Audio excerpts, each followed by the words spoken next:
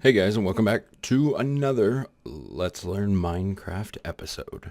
So today we're going to dig into mobs, hostile and neutral mobs, all the mobs that are in 1.11. So let's go ahead and get started.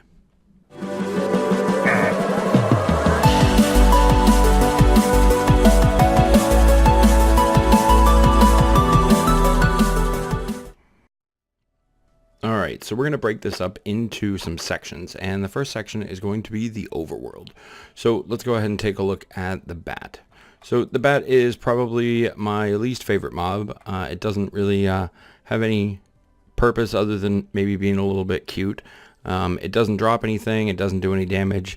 The biggest problem I have with bats is when you're caving and you hook around a corner and you see a bat and you think it's a creeper, but it never is. So let's move on to skeletons.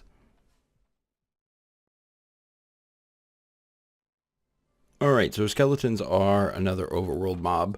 These guys carry a bow, they will shoot you with arrows, and they recently got an update to their AI, making them a bit more dangerous. They now kind of have a running follow method that makes them all the more deadly. They will drop bones, arrows, armor, and bows, so keep an eye out for them.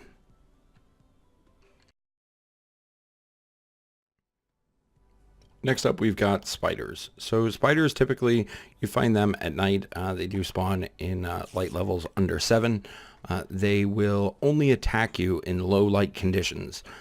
So they can be neutral or hostile. And when you kill them, they will drop string and spider eyes.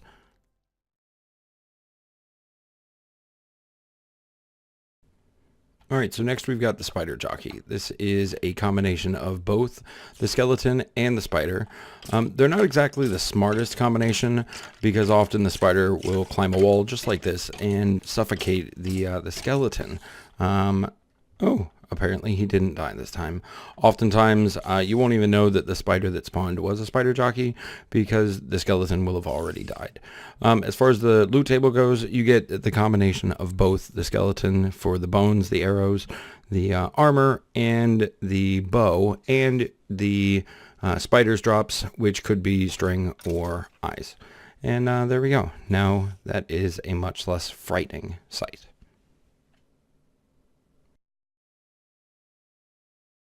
Cave spiders are very similar to regular spiders, except they are smaller and they can poison you.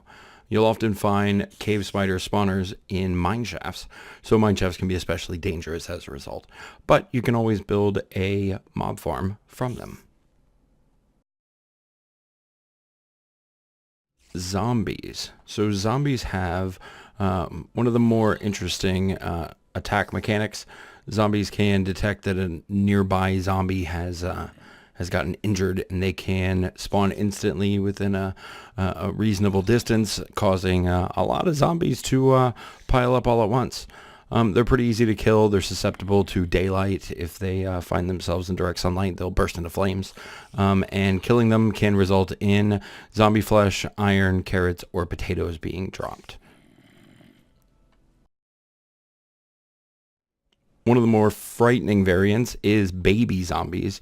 Baby zombies are half the height. They can get through a 1 block tall gap, and they do not burn in the sun. They too will drop the rotten flesh, iron, carrots, and potatoes. Zombie villagers come in a variety of shapes. You can get every available villager in the type of zombie villager, and all of them can be converted using a potion of weakness and a golden apple. If you're out and about and you need a quick villager, this is an easy way to get one. Next up, we've got the chicken jockey. This combines a baby zombie with a chicken, one of the more cute combinations. With this one, you can get the same drops that you would from a normal zombie, you know, the flesh, the iron, carrots, and potato. And the chicken, if you manage to kill it, will drop raw chicken unless you're using some sort of fire, either on your bow or sword, or you just light it on fire, in which case it'll drop cooked chicken. Next up, we've got the Creeper. I'm sure everyone's heard the story of how Jeb got his dimensions mixed up and the Creeper was invented. Creepers will drop gunpowder, and if killed by a skeleton, they will drop a record. Then we have the Charged Creeper. Charged creepers occur when lightning strikes a creeper. These guys have roughly twice the exploding power, and they do a fair amount of damage. Now, if you have a mob or a player killed by a charged creeper, you may get a head. So you can have any type, including wither skeletons, will drop their own heads. Charged creepers, the same situation applies. They will drop gunpowder and records if they're killed by a skeleton. Witches spawn in all biomes with light levels under 7. They also spawn in witch huts located inside of swamps. So witches drop a variety of things, everything from glass bottles, glowstone, powder, gunpowder, redstone dust, sugar, spider eyes, and sticks. And you can very easily set up a farm if you can manage to find a witch hut. Slimes come in 3 sizes: small, medium, and big. So there are all 3. The big one, when killed, turns into a few medium ones. The medium when killed turns into a few small ones. And the small ones when killed turn into slime blocks, or slime balls rather. And then 9 slime balls will create 1 slime block. And the last mob we're going to talk about in this section are silverfish. So silverfish are commonly found in strongholds, igloos with basements, and extreme hills biomes. They are the second mob that doesn't have any drops, and they can get into a block and stay there until you break it, and then they pop out and attack you unexpectedly, or until a nearby silverfish is injured. If the silverfish is killed with one hit, then the adjacent monster eggs won't hatch. So next up, we are going to take a look at a guardian. In order to do this correctly, I went ahead and I've gone into game mode 3 so we can actually get inside the cage and take a look at him. So this is a guardian. Guardians spawn in the areas surrounding ocean monuments. Now, when you kill a guardian, he has a chance to drop prismarine shards, prismarine crystals, and different types of fish. If you happen to use like an enchanted sword with fire on it, and he dies in the instant before the fire goes out, then the fish will be cooked. And then over on this side, we have an Elder Guardian, probably something you've never seen up close. I know every time I see these guys, I freak out and try to kill them as fast as possible. Now with these, the exact same thing is true. They will also drop prismarine shards, prismarine crystals, fish, but they will also drop a wet sponge when they die, if you are the one that kills them. They do have the mining fatigue effect on them, so just be careful of that when you go in to fight that ocean monument.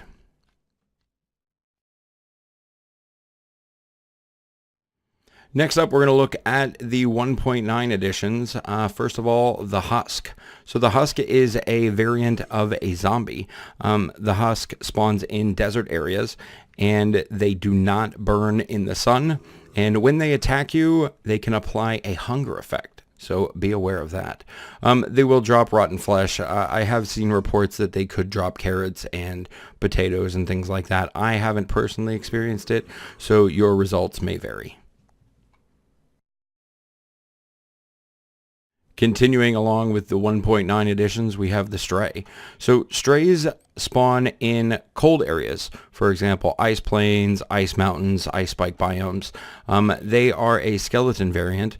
Unlike the Husk, they do burn in the sun, but they will shoot you with an arrow of slowness. this will apply a slowness effect to you, making travel a little more complicated. So you're going to want to watch out for that. But they do drop bones, regular arrows, and slowness arrows. And again, I've seen reports of armor and bows being dropped. Moving from 1.9 into 1.11, we have the all-new Illagers, starting off with the Evoker. This is the Evoker. He spawns inside of mansions, and he has a variety of abilities.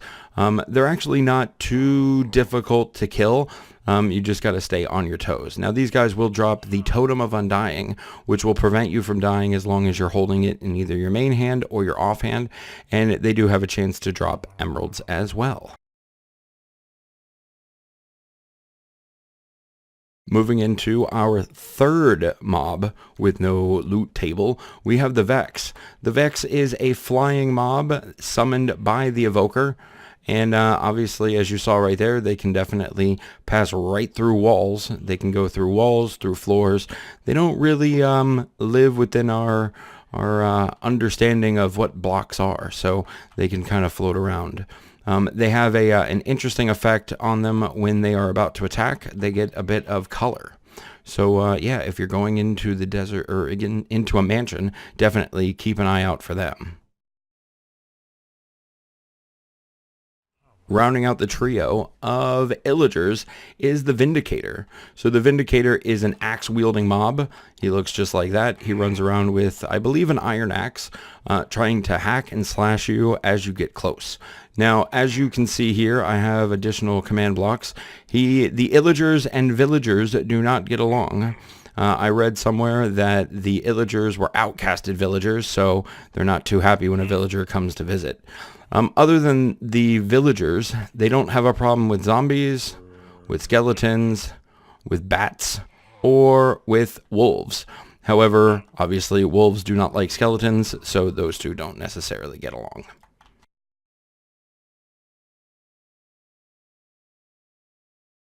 Now, if you take a Vindicator and you rename him to Johnny, some interesting things happen. So this is our Johnny Vindicator right here. And as you saw before, the regular Vindicator did not have a problem with anyone other than the villager. However, this Johnny character does not particularly care for wolves. He doesn't like bats. He can't stand skeletons or zombies. And as before, he still does not like regular villagers.